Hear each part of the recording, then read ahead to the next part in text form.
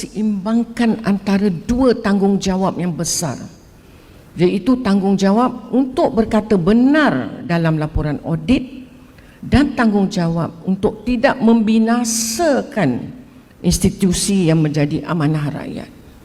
Saya tetap tidak berselindung di belakang mana-mana perkara, melainkan yang benar sahaja. Tadi saya cakap kat Urustia, kalau ada Quran, saya nak angkat sumpah, saya kata, nak cakap yang benar sahaja. Saya tahu kewajipan dan tanggungjawab saya kepada negara. Sehingga kini, walaupun saya telah bersara, dan saya tetap akan cakap hanya yang benar sahaja, without fear or favour. Jadi bila dia naikkan nilaian yang 100 juta jadi 1 bilion kan dia nilai kan. 900 juta tu dia jadi apa dia? Dia jadi keuntungan. Jadi tiap-tiap tahun bila aset tu tinggi macam itu ada untung. Bila ada untung dia kata kami untung besar 3 bilion, bagus di bawah pentadbiran UMNO dan Datuk Seri Najib ini. Tengok tabung haji sampai boleh bayar 6-7%. Kemudian dia umum dividen hibah. Tapi bila sampai nak bayar dividen dia ambil kat mana? Duit tak ada tau. Sebab aset tu masih lagi tidak cair. Kalau bangunan itu harta nilai dia 100 juta tu lah. Atas kertas dia naik sampai 1 bilion. Atas kertas nampaklah 1 bilion. Konon ada untung 900 juta. Untung 900 juta tu untung atas kertas. Bila dia nak bayar dividen, dia kena ambil duit tunai. Dia ambil duit siapa? Duit korang semua pada muka. Orang bila tengok bagusnya lah tabung haji bagi 6%, 7% tiap-tiap tahun, ini lebih baik daripada bank. Maka orang-orang kaya semua ni semua tukar daripada letak daripada bank masuk kepada tabung haji. Bila dia masuk tabung haji, duit yang duk masuk tu lah dia duk buat pusing jadi Pak Mantelo je. Ambil duit pendeposit baru, bayar dividen kononnya.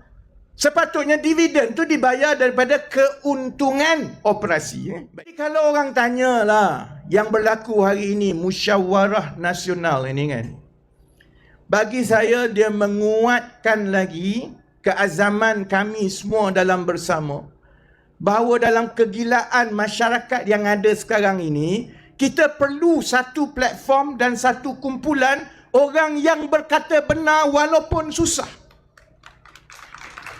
Korang ingat senang ke nak ceramah macam sekarang ni tau? Saya berpuluh tahun ceramah mudah. Kalau yang lawan itu UMNO, aku hentam UMNO lah. Kalau yang kita lawan tu PAS, kita hentam PAS lah. Sekarang ni tiap-tiap malam saya nak ceramah ni, saya nak kena tembak 2, 3 gaya ni tau. Sekejap tembak sana, sekejap tembak sini. Payah tau. Tapi itulah kebenaran yang perlu disampaikan kepada orang ramai. Itulah berkata benar. Parti-parti politik yang ada oleh kerana berkisar kepada kuasa, mereka memilih-milih perkara yang nak dibenarkan, perkara yang dia nak kata betul, perkara yang dia tak kata betul. Sebab dia tahu rakyat dekat bawah tu bila diberikan candu politik perkauman dan agama, sembang macam mana pun dia akan terima. Tak konsisten macam mana pun. Kalau tengok PAS ni, kalau tengok Ustaz Hadi, sekejap apa benda dia tak bagi nama kepada UMNO ni tau. Kalau buat satu kamus, dah boleh lengkap satu kamus segala jenis nama yang Ustaz Hadi pernah panggil terhadap UMNO Barisan Nasional. Tapi dia tukar selamba je. Sedangkan kita kalau manusia biasa, saya bagi contoh lah kan, yang muda-muda ni keluar dating. Kalaulah boyfriend tu tiap-tiap 2 hari tukar cerita, aku kalau anak aku jadi girlfriend tu, aku dah suruh cabut lama dah. Ni tak boleh percaya ni. Sekejap kata dia kerja kat Maybank. Lepas 2 hari lepas itu dia kata dia kerja dekat Maybank tu, maksudnya bukan kerja dekat Maybank. Tempat kerja tu dekat dengan Maybank. Minggu depan Pergi, saya pergi kan. Anak saya punya boyfriend aku terjumpa. Celaka dia ni, dia jual kacang putih depan Maybank.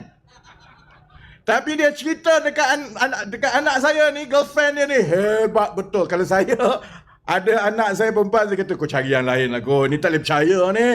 Main tiap-tiap 2-3 hari tukar cerita ni. Tapi orang kita, tak apa. Ya, rekomendasi.